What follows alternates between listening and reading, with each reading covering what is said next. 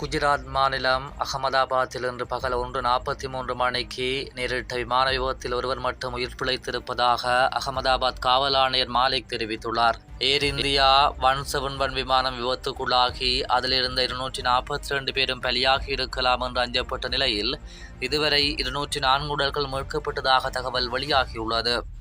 இந்நிலையில் ஏர் இந்தியா விமானத்தின் 11 இருக்கையில் அமர்ந்திருந்த விஸ்வாஸ் குமார் என்ற பயணி மட்டும் உயிர் பிழைத்திருப்பதாக காவல்துறை தரப்பில் தெரிவிக்கப்படுகின்றது. விமானத்தில் பயணித்த குஜராத் முன்னாள் முதல்வர் விஜய் ரூபானி மரணமடைந்ததாக தகவல்கள் வெளியாகி வரும் நிலையில் விமானம் விபத்துக்குள்ளான இடத்திலிருந்து கருகிய நிலையில் உடல்கள் மீட்கப்பட்டு வருகின்றன. விமானத்தில் 2 விமானிகள் 10 ஊழியர்கள் உட்பட 242 பேர் பயணம் செய்ததாக ஏர் இந்தியா தெரிவிக்கின்றது. ஏர் இந்தியா விமானத்தில் பயணித்தவர்களில் 169 பேர் இந்தியர்கள் என்றும் 53 பேர் பிரிட்டிஷ் நாட்டவர் என்றும் ஒருவர் கனடாவைச் சேர்ந்தவர் 7 பேர் போர்த்துகல் நாட்டைச் சேர்ந்தவர்கள் என்றும் கூறப்படுகிறது. உயிர் பிழைத்த பிஸ்வாஸ் லண்டனில் வாழ்ந்து வரும் நிலையில் இந்தியாவில் உள்ள தனது குடும்பத்தினருடன் விடுமுறையை கழித்துவிட்டு லண்டன் திரும்பும் போது அவர் பயணித்த விமானம் விபத்துக்குள்ளாகி இருக்கிறது.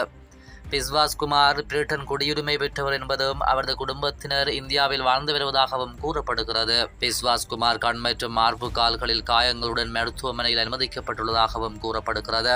விமான விபத்தில் உயிர் பிழைத்த விஸ்வாஸ் குமாரின் சகோதரரும் இந்த விமானத்தில் பயணித்ததாகவும் அவரை காணவில்லை என்றும் விஸ்வாஸ் கூறியதாக கூறப்படுகிறது.